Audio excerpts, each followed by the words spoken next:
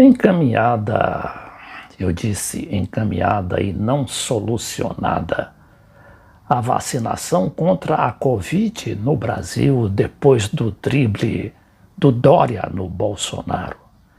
As atenções agora se voltam para a posse, depois de amanhã, quarta-feira, nos Estados Unidos, do novo presidente Joe Biden. Joe Biden, um homem cujo temperamento é algo bem oposto ao do Trump. O Trump, com aquela sua fanfarronice e com atos pouco concretos, pode estar muito distante do que pode efetivamente fazer o Joe Biden, não é? Como presidente dos Estados Unidos.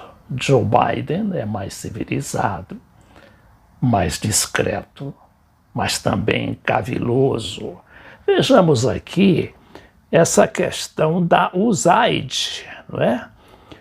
A USAID é a agência de propaganda dos Estados Unidos e que, na época, por exemplo, do João Goulart, financiou campanhas eleitorais contra o governo e depois financiou também o golpe militar de 1964. Para isso também financiou a fundação da Rede Globo de televisão para fazer a sustentação ideológica e política do governo dos generais.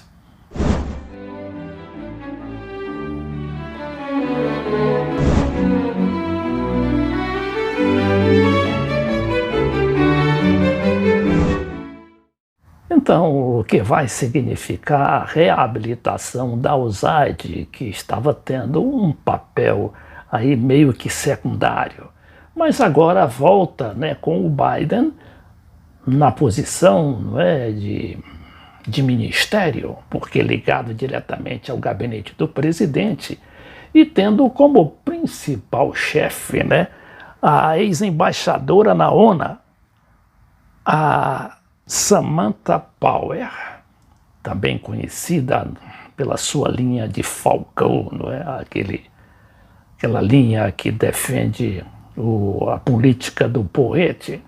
E foi ela também a defensora da intervenção na Líbia, na Síria, não é? E de ataques violentos à Rússia, à China, etc. Mas não é só isso. Antes de a gente examinar o papel da Samantha e da USAID, né, como é que a USAID provavelmente vai atuar com aquele seu soft power, né, mobilizando consciência aí pelo mundo inteiro para derrubar governos não muito afins com a política americana. Mas a gente vê também outras coisas, não é? Outras posições aí, outras situações adotadas, ainda que indiretamente, antes da posse do Biden. A gente vê, por exemplo, a censura ao site da Sputnik V na última sexta-feira, mas que acabou sendo, não é, depois o site foi censurado pelo Twitter, mas depois foi restabelecido, dizendo que houve ali um probleminha de segurança lá na área de Virgínia. Não entendi muito bem. E surge também um grande receio. Tentará o governo Biden mobilizar as Big Techs, as chamadas GAFA, né, de uma sigla americana para Google, Apple, Facebook e Amazon, para isolar ou neutralizar por completo os inimigos dos Estados Unidos, como o Twitter e o Facebook e a própria Amazon fizeram com o Donald Trump, banido eternamente por aquelas agências de notícias e de internet. Mas aí é que está o perigo do governo Biden, não é? O presidente muito solícito e muito educado, ao contrário, do temperamento abrasivo de seu antecessor. Porque o Biden, na verdade, pode ter essa política mais discreta, mas muito mais efetiva, muito mais eficaz em termos de perseguição dos inimigos dos Estados Unidos pelo mundo afora. O Biden, por exemplo, andou acenando com uma política de conciliação, não ele, mas seus assessores, com a Venezuela.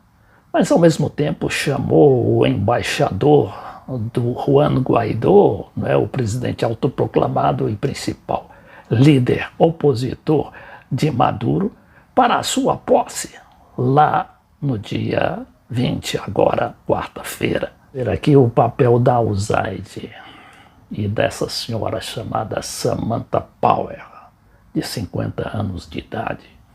Jornalista que começou a carreira cobrindo as guerras dos Estados Unidos na Iugoslávia e depois se transformou numa grande diplomata e também acadêmica e muito respeitada.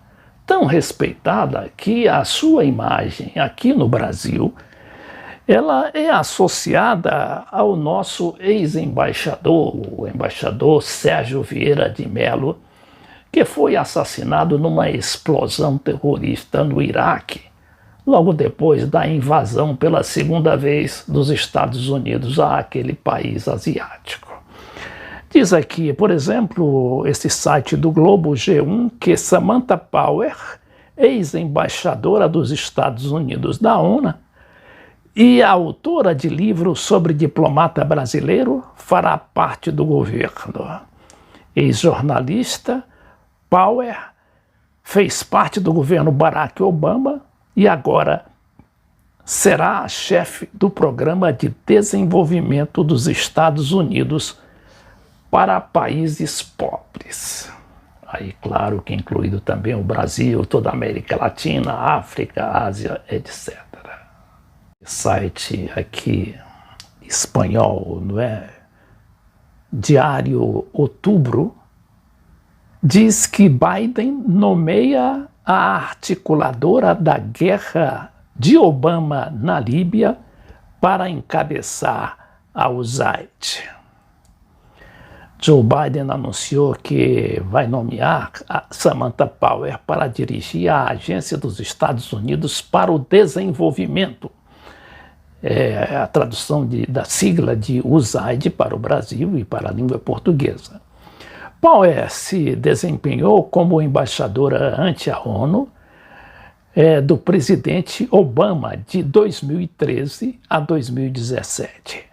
Antes disso, trabalhou no Conselho de Segurança Nacional de Obama, onde desempenhou um papel fundamental ao impulsionar a intervenção dos Estados Unidos na Líbia em 2011. Aqui diz, promotora da invasão na Líbia. Power argumentou a favor da intervenção estadunidense na Líbia com o pretexto de proteger os direitos humanos, prevenir o genocídio. A ela se uniram em sua cruzada a então secretária de Estado Hillary Clinton e Susan Rice, que era a embaixadora na ONU, a embaixadora dos Estados Unidos da ONU, e também antecessora imediata da Samantha Power, naquele posto, que se desempenhou como embaixadora. Informes de 2011 dizem que a pressão da Samantha Power, Susan Rice e Hillary Clinton, foi o que levou Obama a intervir militarmente na Líbia, apesar de seus outros principais assessores estarem contra.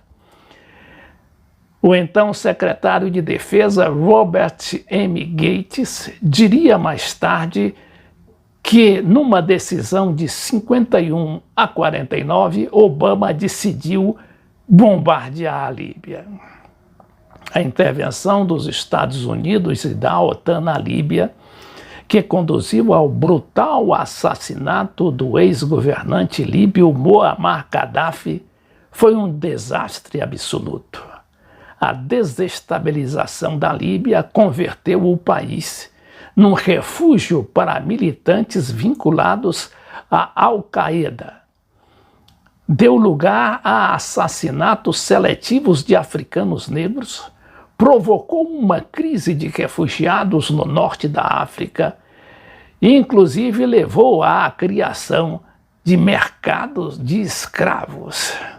Também fala da intervenção da Síria e apoio aos crimes da Arábia Saudita. O papel da USAID na Venezuela. Bom, a gente tinha falado aqui anteriormente que a USAID estava aqui meio discreta ou tendo uma função ali meio que secundária na política americana. Este site aqui discorda de nosso ponto de vista, dizendo que, se bem que não é exatamente uma posição de segurança nacional, a Samantha Power terá uma influência na política exterior a partir de seu futuro papel como diretora da USAID. A agência se utiliza frequentemente para financiar os esforços de mudança de regime dos Estados Unidos, né? Essa política dos Estados Unidos de mudança de regime, que é uma forma mais sofisticada para dizer golpes de Estado ou financiamento de golpes de Estado. Por exemplo, em setembro de 2019, a USAID anunciou que entregaria 52 milhões de dólares a Juan Guaidó, a quem os Estados Unidos reconhece como presidente da Venezuela. Apesar de Nicolás Maduro ser o presidente eleito pelos venezuelanos. Em princípios de 2019, os Estados Unidos apoiaram Guaidó em um falido intento de derrubar o presidente da República e o regime chavista. Sem querer sermos pessimistas, mas realistas, a gente tem que ter em mente essa posição e as ações, principalmente do Joe Biden, sobretudo quando ele era vice-presidente do Obama, naquela questão ali da quase invasão da Ucrânia, não é? Das forças militares, das forças da CIA e das centrais de informação, principalmente dos Estados Unidos e da Europa, e que acabou derrubando o governo pró-Rússia da Ucrânia, não é? Naquele golpe sangrento em que centenas ou milhares de pessoas morreram e o parlamento, assim como toda a política ucraniana, foi assaltada por aqueles golpistas e que se mantém no poder até hoje, apesar da reação não menos efetiva do presidente da Rússia, não é? O Putin, o Vladimir Putin, que, por sua vez, também já avisou que não se dobrará às pressões americanas, como demonstrou ao prender o dissidente russo Alexei Navalny, que voltou à Rússia depois de ter sido levado para a Europa e lá ter acusado a Rússia de ter tentado o seu assassinato através da aplicação de uma substância tóxica. Putin, como diz aqui esse material de El País, o opositor russo Alexei Navalny é detido ao aterrissar em Moscou. O ativista havia retornado neste domingo da Alemanha, onde se recuperava de um envenenamento atribuído por ele ao presidente Putin. O Putin nega, claro, né, que tentou envenenar.